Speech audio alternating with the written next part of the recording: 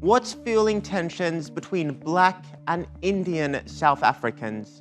In early July, South Africa was a war zone. The jailing of former President Jacob Zuma for failing to cooperate with a corruption probe sent thousands of his supporters to the streets. The protests quickly spiraled into deadly riots and looting across several cities. It was South Africa's worst unrest since Apartheid. Protests and looting erupted across the country. I'm looting because we apply for jobs, they don't give us jobs. We try and go to offices, try a strike, it doesn't even work. Many are blaming the destruction on pent-up rage and frustration, anger at the government's failure to tackle high unemployment and rampant corruption. But when the riots broke out, one group in particular became a target.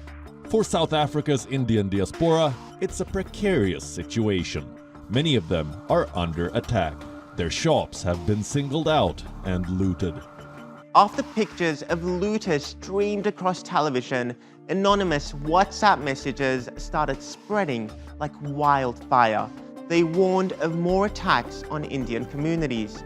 In Phoenix, a suburb of Durban, vigilante groups began forming. Determined to protect themselves and their property, they set up roadblocks, and many innocent people got caught up, in some cases with deadly consequences. With police often outnumbered, some locals have created their own vigilante groups by stopping looters to protect their properties. But South Africa's President Cyril Ramaphosa dismissed reports of racial tensions, saying, just as there were people who tried to exploit people's vulnerability and cause mayhem, there are those who want to present criminal acts in racial terms to serve their own purposes. A top government official echoed his boss, arguing that it was deliberately started and orchestrated and had an element of undermining the state, an insurrection.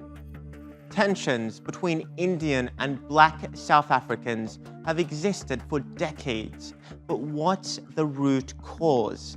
South Africa is home to the largest Indian diaspora community on the continent, numbering around 1.3 million, or about 2.5% of the population. The majority of South African Indians live in and near Durban in KwaZulu-Natal. The same province is also the power base of former President Zuma.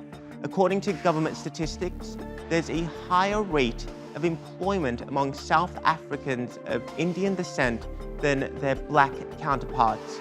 They've also had far greater access to healthcare, nearly 5 times better. When it comes to wages, the average Indian South African earns more than double the average Black worker, taking home about $1,000 a month compared to about 480. But how did Indians end up in South Africa? To answer that, we'll have to go back to the days of the British Empire. The vast majority of South Africa's Indians descend from the indentured laborers the British brought over in the 19th and 20th centuries. Together, 200,000 are estimated to have made that journey. The majority worked on sugarcane plantations in what's known as slavery by contract. After completing their tenures, many stayed and started their own businesses. Under colonial rule, Indians were considered inferior to whites, but slightly superior to Black Africans, and so enjoyed some privileges. They often acted as a buffer between the two groups. It was the classic case of divide and rule. After the British left, things didn't change much in terms of the country's racial hierarchies. While the apartheid system discriminated against Indians, they still enjoyed some privileges that Black South Africans did not. When the country became a democracy in 1994, Indians continued to succeed. Many moved into previously white neighborhoods while cementing their dominance in the commercial sector. Indians are quite well represented in government. They're very well represented in the boardrooms of the private sector. They're well represented in the universities in South Africa. After the recent riots, President Ramaphosa addressed this disparity, saying our efforts to build integrated communities are frustrated by the legacy of apartheid planning and persistent inequality. Our cities, towns, and rural areas are still all divided by both race and class.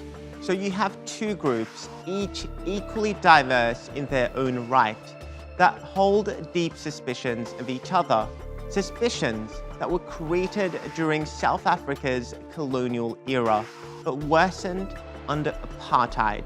And after decades of government failure to address unemployment, it might seem easy to blame a group you think is unfairly doing better.